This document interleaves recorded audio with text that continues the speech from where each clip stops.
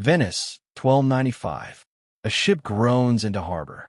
The docks are loud, merchants shouting prices, gulls circling, rope creaking under cargo. A weathered man steps off the gangplank. 24 years gone. 24 years of deserts, mountain passes, and a court on the other side of the known world. His name is Marco Polo, and according to the story you've probably heard, he's carrying something in his bag that's about to change Italian food forever. Noodles, fresh from China, about to be unveiled to an amazed Italy. Up until this exact moment, supposedly had no idea what pasta even was. It's a great scene. It just never happened.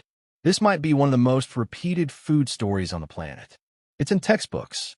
It's in cookbooks. It's the answer half the world gives when you ask, hey, where did pasta come from? And it's wrong. Historians have known it's wrong for decades. So here's what we're actually going to do in the next 12 minutes. We're going to dig up a bowl of noodles that's been sealed underground for 4,000 years. We're going to find a document proving Sicily was already selling dried pasta 140 years before Marco Polo was even born. We're going to open Polo's own book and read, in his own words, what he actually said. And then, because someone clearly made this story up, we're going to find out exactly who did it and why. Here's the real question underneath all of this. If Marco Polo didn't bring pasta to Italy, then where did it actually come from? And more importantly, why does practically everyone still believe he did? Those are two separate mysteries. One is about noodles. The other is about a myth. And to solve either one, we have to start somewhere nobody expects. Not Venice. Not Italy at all. We start in northwestern China at a site called Lagia with a bowl that was never supposed to survive. In 2005, archaeologists excavating a late Neolithic site along the Yellow River uncovered an overturned earthenware bowl buried under a collapsed dwelling. When they carefully lifted it, they found something almost impossible: long, thin strands of noodle perfectly preserved in the sediment for roughly 4,000 years. Scientists ran the material through analysis, checking for starch grains and microscopic plant residues called phytoliths, and confirmed it. These were real noodles, made not from wheat, but from millet, stretched and shaped by human hands, then left behind when disaster struck the household so suddenly that dinner was never finished. This is, right now, the oldest secure noodle evidence on Earth. Not a legend, not a text written centuries after the fact. A physical bowl of food sealed in time. But here's the twist. This isn't actually where our pasta story begins. Because on the other side of the world, in Italy, people were already twisting flour and water into food of their own. And they had no idea China existed. Long before Marco Polo, Greek and Roman kitchens were already working dough into food. Ancient texts describe something called lagani, flat sheets of dough, cut into strips, cooked, and eaten much like early pasta. It wasn't identical to the pasta you'd recognize today. It wasn't dried.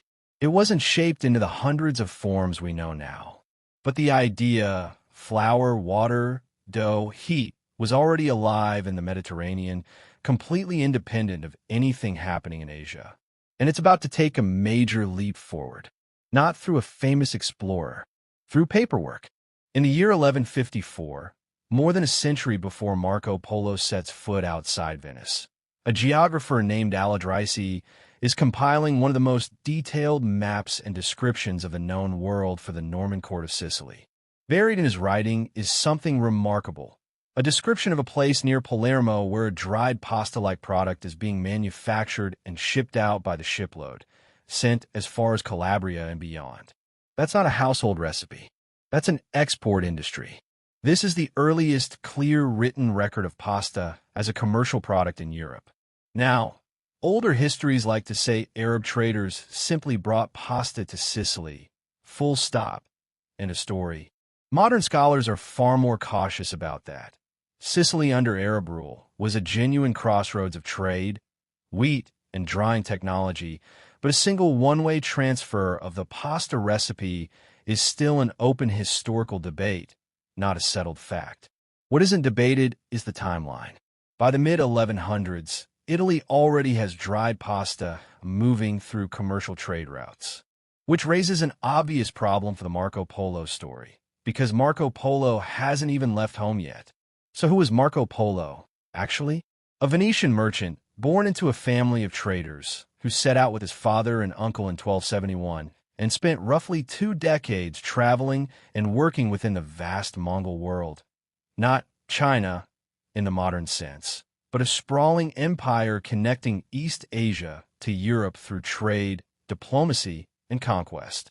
When he finally returned home in 1295, he eventually dictated an account of his travels, known today as the Travels of Marco Polo. And here's the detail almost nobody checks. In that book, Polo does mention pasta-like foods he encountered in his travels. He describes them the way you describe something ordinary, a passing detail, not a discovery. He never claims he brought it home. He never claims Italy hadn't seen anything like it before, which means the myth isn't even a misreading of what he wrote. It was invented from nothing. So if it's not a misunderstanding, where did it actually come from? Fast forward to 1929. An American trade publication called the Macaroni Journal, yes, an entire magazine dedicated to selling macaroni, runs a story titled A Saga of Cathay. It's a colorful, romantic tale. Marco Polo, returning from the exotic East, introducing pasta to an amazed Italy. It's not history, it's marketing. A way to make a plain, everyday product, dried macaroni, sound exotic and worth buying. But the story is good. Good enough that it spreads into newspapers, into cookbooks, into casual conversation. And then, in 1938, Hollywood puts a stamp on it. The film The Adventures of Marco Polo leans into the same idea, putting it in front of mass audiences on the big screen. By the mid-20th century, a story built to sell macaroni has quietly rewritten how millions of people understand the history of their own food. Here's the part that should genuinely surprise you. This isn't a case of an old legend slowly getting exaggerated over centuries, the way most myths spread. This is a myth with a birth certificate. We can point to the decade. We can point to the magazine. We can point to the movie that sealed it into pop culture. On one side, we have physical archaeology, written trade record a century older than Polo, and Polo's own book in his own words. On the other side, we have a 1929 advertisement and a 1938 movie script. And for almost 100 years, the advertisement won.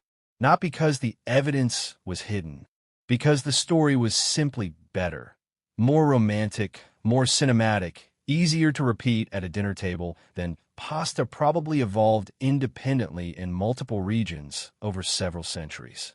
So if Marco Polo didn't give the world pasta, who did? Nobody, really, and everybody all at once. Chinese noodle-making stretches back at least 4,000 years, built on millet and later wheat, evolving through its own regional traditions. Mediterranean dough dishes evolved on a completely separate track, eventually meeting durum wheat, Sicilian trade routes, and drying techniques that turned pasta into something that could be shipped, stored, and sold across the sea. 2 food technologies, 2 continents, no proven direct line between them. Just humans, independently, arriving at roughly the same brilliant idea. Turn ground grain into dough, and dough into something worth eating. Pasta eventually became something bigger than food in Italy, a marker of regional identity, a point of national pride. And the Marco Polo legend fit so neatly into that pride, linking Italian cuisine to exploration, romance, and the mystery of the East, that letting it go almost felt like giving something up. So here's where the evidence actually leaves us. Marco Polo did not discover pasta. He didn't bring it to Italy, he didn't claim to, and by the time he was born, Italy was already exporting the stuff. The real story is older, messier, and honestly more impressive than any one traveler's suitcase. A bowl of millet noodles buried for 4,000 years in China. A geographer's notes from Sicily in 1154. A tradition already thriving in Italy long before anyone in Venice had heard of the Mongol court. The myth wasn't an ancient misunderstanding. It was a 100-year-old advertisement that outlived the product it was selling. So next time someone tells you Marco Polo brought pasta back from China, you don't have to argue. Just ask them one question. If that's true, why was Italy already selling it a century before he was even born? Because the real story of pasta was never about one man's journey. It's about how many different kitchens in many different corners of the world arrived at the exact same good idea, long before anyone thought to write it down. Thanks for watching, and I'll see you on the next story.